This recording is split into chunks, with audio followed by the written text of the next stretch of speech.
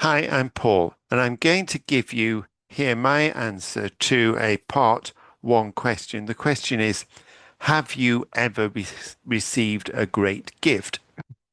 And what I've done is record my answer, listen to my answer, which is just my normal speaking style, and then I will make a couple of points to draw your attention to some of the things you can usefully learn and apply when you're in the exam or preparing for the exam.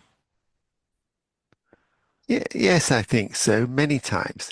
Um, to be honest, I don't have any particular one thing I remember, but I know I would much rather have I get a present, a gift, than money.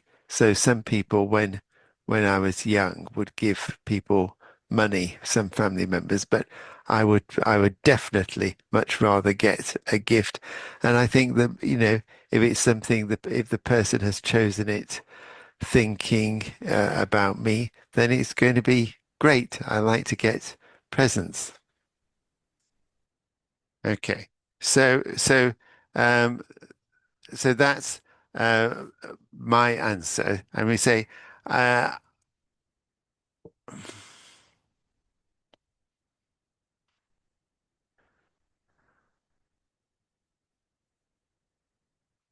depends what age, but normally I went to school. Nearly did whatever the teacher said at school, as far as I remember. That was my normal routine. Okay, hi, I'm Paul. Here I'm going to give you my answer to a part one question, IELTS speaking test question. Have you ever received a great gift? And I'm going to, first of all, I've recorded my answer, and then I'm going to play it, and I'm going to draw your attention to one or two points. So I'm going to stop it here and then comment as we go through it. So listen to what I have to say about this. Have you ever received a great gift? Yes, I think so, many times.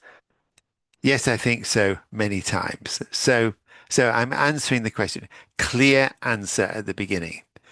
I think so. Yes, I think so many times. So there's no confusion there.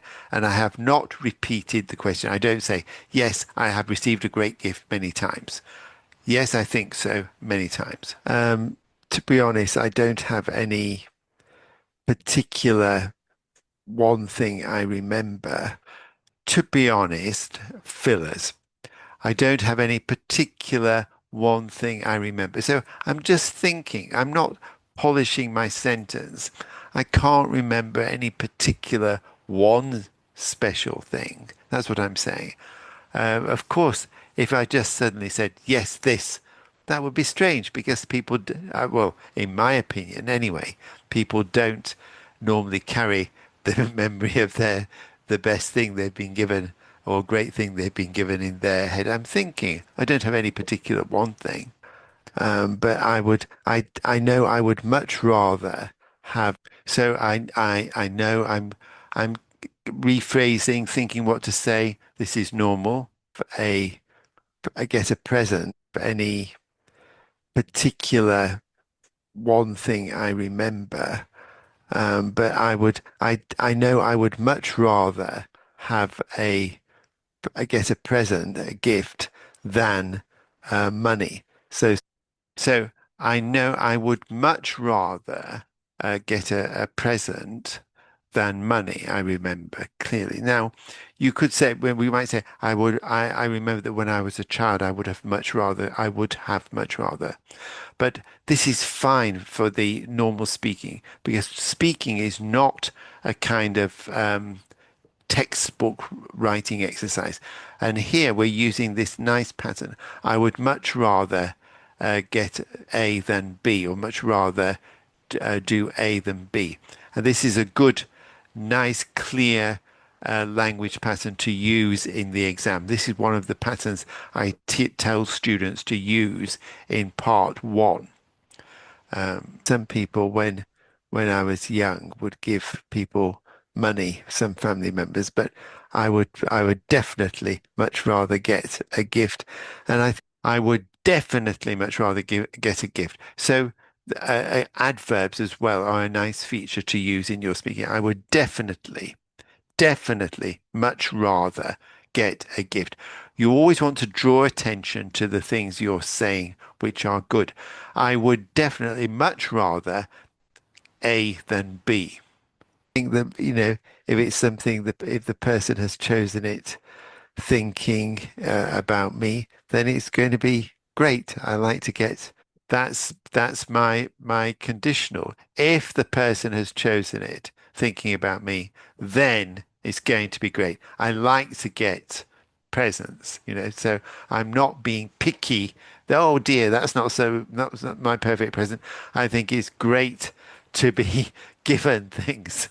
So that's a conditional pattern again. So we're always trying to include these patterns, these language structures in our answers. Right. Presents. So there, I like to be given presents. So so that's a little some comments on it. So what you need to think about is, okay, how are you going to apply these to things yourself? So my suggestion is, first of all, copy me, not copy me um, in the sense of reading, but trying to copy the rhythm, the stress, and then the language patterns when apply them to your own answers. Okay, we'll stop there.